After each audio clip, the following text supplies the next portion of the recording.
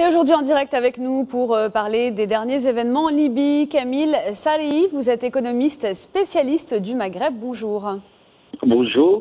Alors une première question, on vient de le voir dans l'actualité de ce matin, Taïeb Fassiferi, le ministre des Affaires étrangères et de la coopération, qui se rend donc aujourd'hui même à Benghazi auprès du président du Conseil national de transition libyen.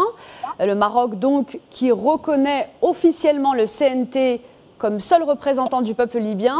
On aimerait avoir vos commentaires à ce sujet. Bon, c'est une bonne chose, hein. Donc c'est ce que j'avais souligné à maintes reprises dans beaucoup d'articles et sur mon blog. J'avais bien dit que le CNT, c'est d'abord une structure provisoire, hein, il faut le souligner, qui a fermement l'intention d'organiser des élections libres. Je pense que c'est un processus irréversible. La page Kadhafi est tournée, 42 ans de dictature. Il faut savoir que la Libye n'a pas de structure démocratique, pas de constitution, pas d'institution. Et moi j'ai rencontré M. Mansour Saif Al-Nasr, qui est le représentant du CNT à Paris, ainsi que des membres du CNT, et il y a quelques jours seulement, et j'étais frappé par leur, je dirais, indulgence vis-à-vis de certaines positions, notamment algériennes, il faut le dire. Et d'ailleurs, cette position, elle est critiquée par le journal El Watan d'aujourd'hui, où il met, alors qu'un nouveau Maghreb se construit, l'Algérie à contre-courant. Alors, donc, voilà, on va évoquer justement hein, cette question du Maghreb avec le CNT plus tard. Mais d'abord, vous l'avez dit, hein, vous avez rencontré il y a quelques jours les responsables du CNT. Qu'est-ce qu'il est ressorti de l'entretien? Et puis finalement, qui sont ces gens? En fait, le CNT, c'est le pouvoir provisoire hein, pour que s'est doté la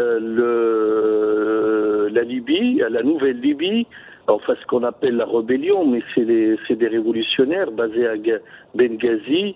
Benghazi a toujours été rebelle hein, par rapport au pouvoir central, mais il y a un équilibre parce que c'est très compliqué en Libye. Hein, il y a les tribus, etc. Il faut ménager les susceptibilités.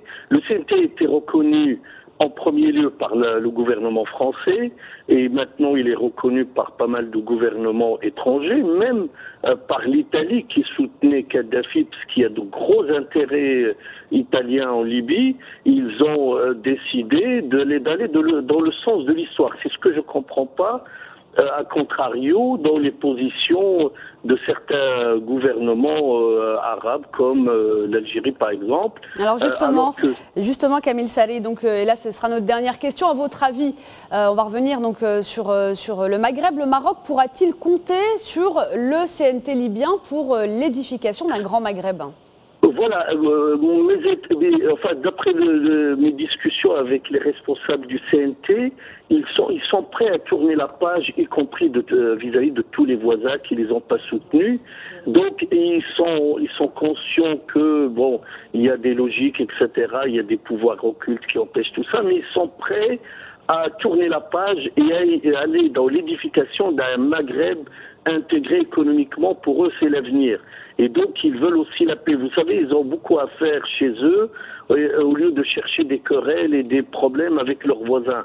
Donc, la réelle politique, même du point de vue strictement rationnel, c'est de ne pas se disperser et de concentrer tous leurs efforts sur la construction de la Libye. On part de rien, il n'y a pas d'institution. Je parlais ce matin avec les représentants du CNT au téléphone, ils me disaient il faut axer sur la gestion des entreprises, sur la formation, parce que Kadhafi a tout fait pour qu'il n'y ait pas une élite bien formée.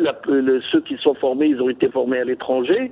Donc l'avenir de la Libye, c'est dans un Maghreb intégré. Donc ils ont accueilli favorablement ma proposition.